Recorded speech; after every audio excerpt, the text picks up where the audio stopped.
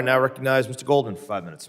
Thank you, Mr. Chairman. I wanted to pick up a little bit on where I left off, Dr. Kerber, and ask you for your perspective on the kind of secondary downstream concerns that these e-bikes especially create. And we are hopeful, of course, of passing Congressman Torres's law, which would make the voluntary testing mandatory, which is a critical, vital first step. I think we're all in agreement about that. But again, I want to go back to this question of what to do if those are properly tested, but then are purchased and then either played with or changed or altered after that. What are your thoughts as to how we can regulate that, how we can enforce that against that? Modifying lithium-ion battery products is incredibly dangerous. We need to be able to make sure that those are sealed systems and are not able to be tampered with. But humans are involved, right? So we know and have seen that they have been tampered with. There was actually a fire death in Virginia where someone had tampered with a device that they had purchased on the internet and lost their life in that fire. Enforcement's incredibly difficult. I mean, the fire service is incredibly understaffed when it comes to things like enforcement. It's usually one of the first things to get cut within a community. So we need to bolster those resources because it's not just a lithium-ion battery problem, it's a fire safety problem, period. Enforcement is one of our biggest challenges. And do you think that the mandatory regulations that would arise out of the passage of this bill could be done in a way to make it, to require certification of lithium-ion batteries that are more difficult to tamper with than right now? Absolutely. I mean, you can write any requirements into the standard and it goes through the consensus process, everyone agrees with it. Absolutely, there's ways to reduce the chance of that happening. That's all right. That's helpful to understand that on the front end that there is a way of reducing the possibility of tampering.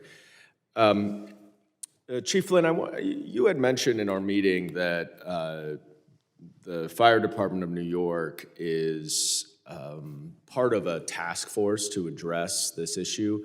Can you explain a little bit more what that task force is and how you are working with other agencies to address this issue? Absolutely. We are working with many city agencies. We go out and inspect together because a lot of these locations are engaged in other dangerous practices that we need to address. So we employ the help of our Department of Consumer and Worker Protection to address certain issues, such as our local law 39, which requires devices sold, rented, leased within the city to meet that UL certification. So we have that in place already within the city. It went into effect in September of 2022. So we've been out vigorously enforcing that law. So we work with all agencies within the city. We go out, as you mentioned, NYPD is entrusted with securing the roadways related to these devices. We employ their help as well, so we do joint inspections with them. And you inspect, when you say joint inspections, you're inspecting the stores that are selling these batteries? Yes, we are not capable of doing street-level enforcement, and that law applies to the sale of the devices, not the possession of the devices. So street enforcement, mainly geared toward violations of the vehicle and traffic law, would be conducted by the NYPD. Right. We do go out with them to these locations, though, to inspect the devices that are being sold, and when they are found to not meet the requirements of the VTL, the NYPD then would take action there.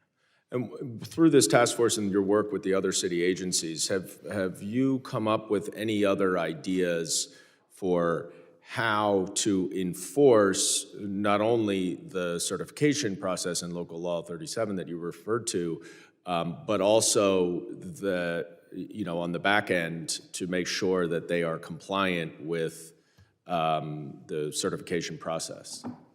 We issue many summonses, violations. We seize devices at the time of the inspection. We re-inspect after those summonses are adjudicated at court. We go back and make sure that that does not continue.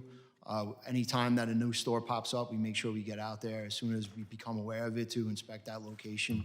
Again, we cannot inspect people's personal residences, so we have seen most of our fires in those. My time is up, and I would just like to say, in addition to, or in reference to the letter from DoorDash that you entered into the record, I do think there is a place for the delivery companies to have a role in making sure that deliveristas who are working for them and using these e-bikes are compliant with the regulations and certifications, and that we ought to, in this committee and perhaps otherwise, investigate how we can engage with some of these delivery companies to help ensure that these e-bikes are safe. And I yield back.